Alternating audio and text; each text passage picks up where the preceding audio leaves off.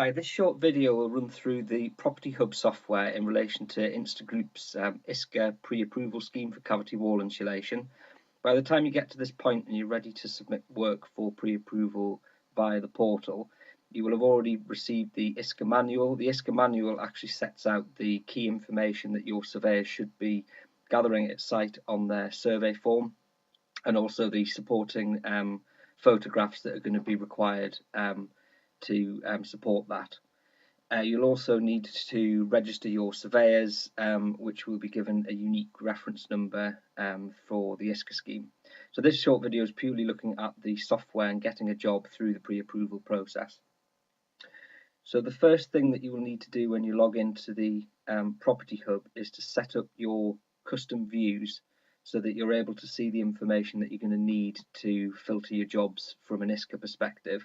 So assuming that you've never logged into the Property Hub before, when you log in, you'll be presented with this screen here with tasks and alerts.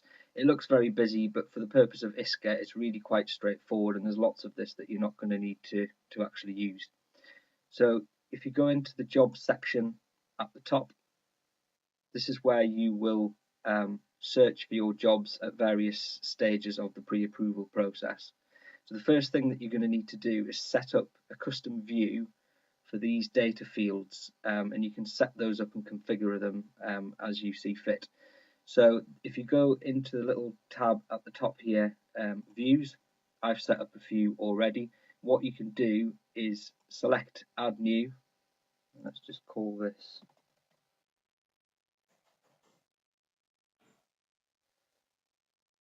three. Down the left hand side here are all the fields which exist within the Property Hub. So you can have a look through these and select the ones that you want to see. So I'm going to select the job ID, the full address, the postcode, the customer name.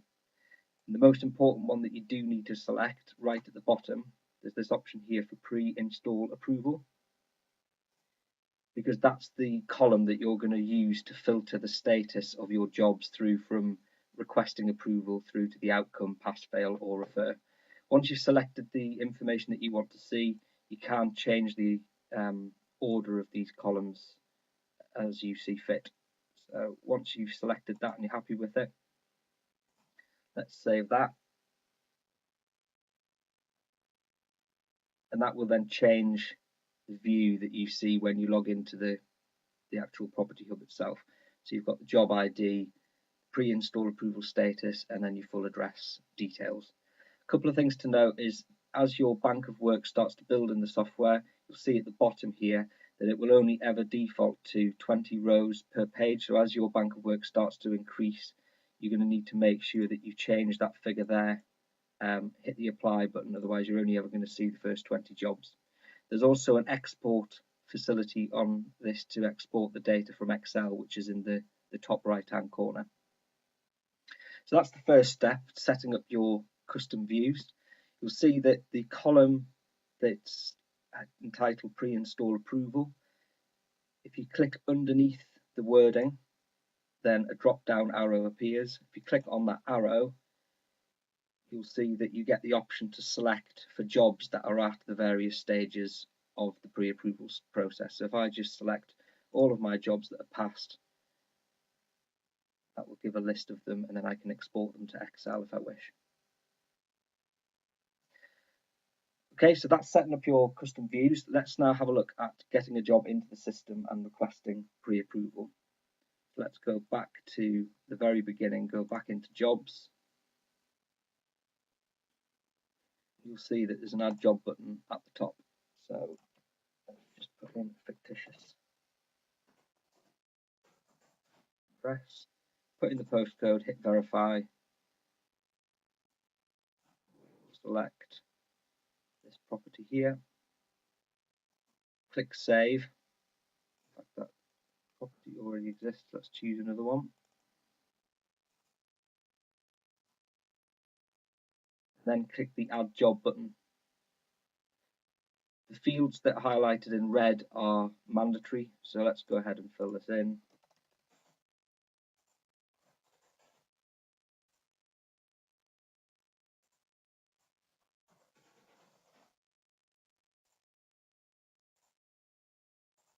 Save that.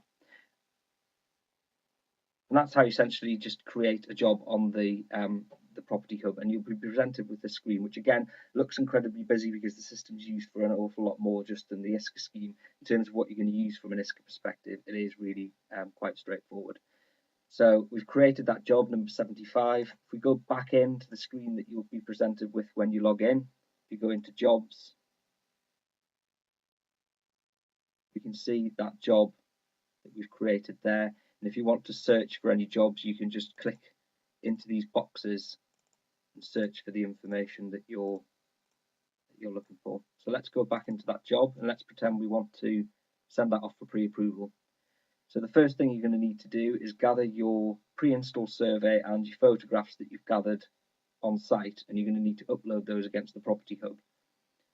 So if you click on the arrow from the add button at the top, add attachment, there's two options here. You can either drag and drop your files into this area, or you can just search your desktop, which is what I'm going to do.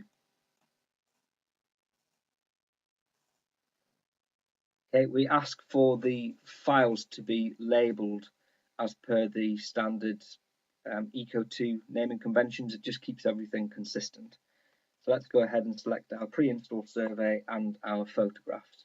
What we would ask is that for your photographs, if rather than attaching several individual PDFs or JPEG files, if you could condense those into one file for the chartered surveyor to look at, it just speeds up the whole pre-approval process. So let's go ahead and attach those. You'll see then you're presented with the choice to label those documents. So let's go ahead and choose that for pictures.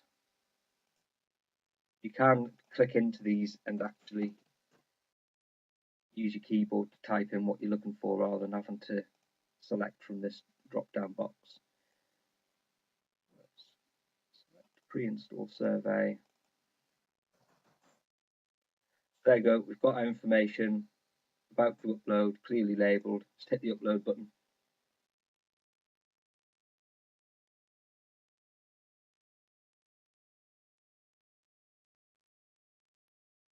So there's no duplication of information from your technical survey form to put into the actual Property Hub. It's just simply recording that information on your templates and attaching them to the Property Hub.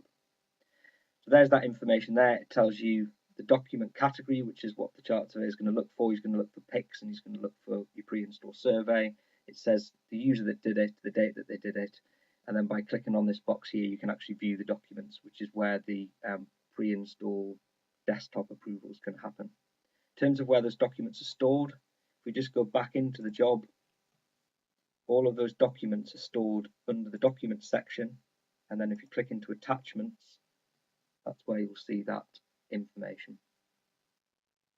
Okay, so we've got our attachments all uploaded now.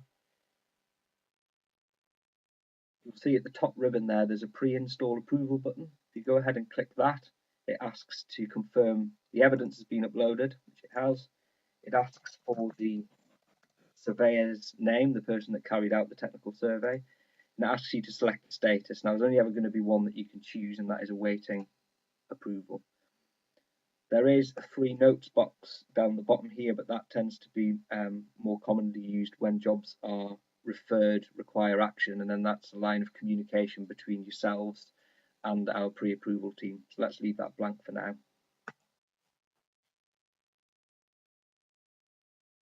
Okay, and that's it in terms of requesting the pre-approval. So if we go back out of that job and we search for all of our jobs that are awaiting approval, you can see that the job that we've just created there is now sat at awaiting approval. Okay, so let's have a look at what happens when a job passes. So let's just search for some ones that I've already done that have passed. Have a look at this one. So obviously you'll need a unique reference number to apply for your ISCA guarantee. There's two ways that you can find that. When you go into the job, if you go back into the pre-install approval, you will find your reference number now appears here, and this is the ISCA number that's going to be used when applying for your ISCA guarantee. You can also find that information in the job history. A little bit more difficult to find but it is visible in there, and that shows a history of all of the activity on that particular job. If a job is referred for whatever reason, I'll just show you how we're going to deal with that. So it's important that you continue to monitor jobs that are at a referred status, because once we set the job to refer, the onus will be on you to actually go in and fix that, correct it and resend it in. So here's one that I set up earlier, a job that's been referred, so let's go into that. Again, you can find the information either in the job history, or if you go into the pre-install approval section, you can see that the job's been referred and there's some notes in there. So the pre-install survey is not signed, missing the product to be installed, and there isn't a photograph of the front elevation. So that's an action on you to fix. So what you would then do is go into your documents that you uploaded. You would fix those errors, delete the original attachment. So if you're having to amend a document, which invariably you will be, then you'll need to delete the old ones and reattach the new ones, so there's no confusion as to which document that the pre-approver is actually checking. Okay, so once we've actually fixed that, we just simply go back to the pre-install approval, perhaps put some notes in here, issues all fixed and re-uploaded, set the job back to awaiting approval,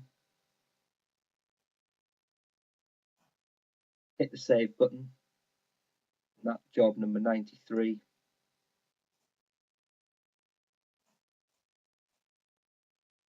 is now back at awaiting approval, and it will essentially go back round the loop. And that's essentially the process from a system perspective of getting jobs through the ISCA scheme. I hope you find it useful. If there are any problems, please do contact a member of the Snug Network team.